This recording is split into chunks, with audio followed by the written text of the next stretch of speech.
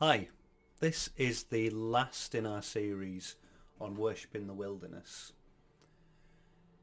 You've heard Pippa and Sam talk about lament, about the wide range of emotions that God models us expressing in the Psalms. And you may more recently have heard me urge you not to treat this lightly, not to move on from this quickly. Give you a quick recap and then I have some questions. So I believe resistance to negative emotions is very deep rooted in our culture. There's an unspoken arrangement to not make a scene, to maintain our comfortable Western bubble, and to keep difficult emotions private, where they belong. And I know a number of people who are staying away or have stayed away from our gatherings when they've gone through difficult things. I observe broken people staying quiet, holding it together when we meet.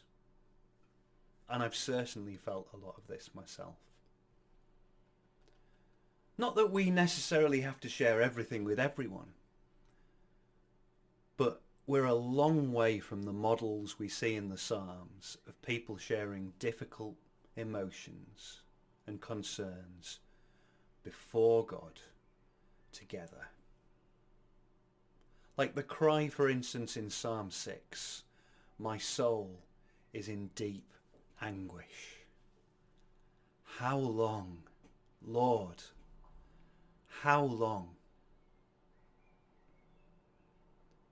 What we tend to do is we really emphasize the model of thanking God, when in the Psalms, that's absolutely there, but God models expressing so much more, often ultimately leading to bigger and more authentic praise. And we're the only place where broken people can address their hurts to the one who can answer them, to God.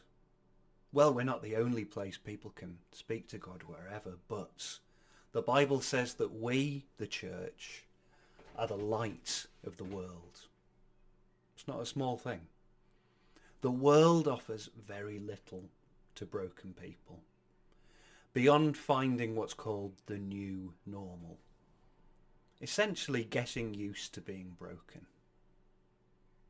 I believe in the Psalms, God shows us another way. So my first question, this isn't just the Old Testament. In the New Testament, we see Jesus quoting the Psalms. We see Jesus on the cross, clearly prepared from having immersed himself in these Psalms. And in Romans 12:15, Paul writes that we should laugh with those who laugh and weep with those who weep. So my first question is, how would you score yourself out of 10 on each of those biblical instructions? Laugh with those who laugh and weep with those who weep. How would you score yourself and why? I suggest you pause and discuss.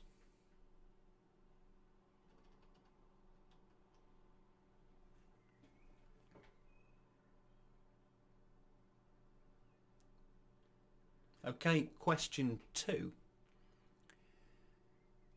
If we do have deep-rooted cultural patterns, as I believe, holding us back emotionally,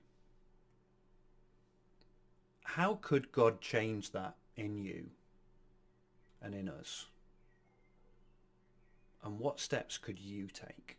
I've got some thoughts I'd like to end with, but I'd like you to pause and discuss this first.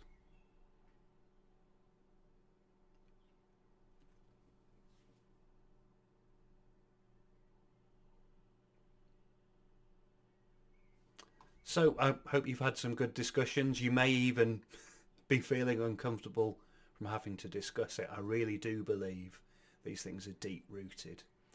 So the things I would encourage you to do: one, read the Psalms. Don't just take my word for it. Read the Psalms and you will find God modelling a whole range of ways of expressing yourself and ourselves to him. Two, it's fairly obvious, but we've got to pray. We don't change deep-rooted cultural patterns easily, but God can. And finally, be open to God's prompting, especially when we meet together either in small groups or on a Sunday. Be open to him. Maybe ask him, if you see a difficult situation or see someone facing things difficulty, help me to be someone who laughs with those who laugh and weeps with those who weep. Thank you.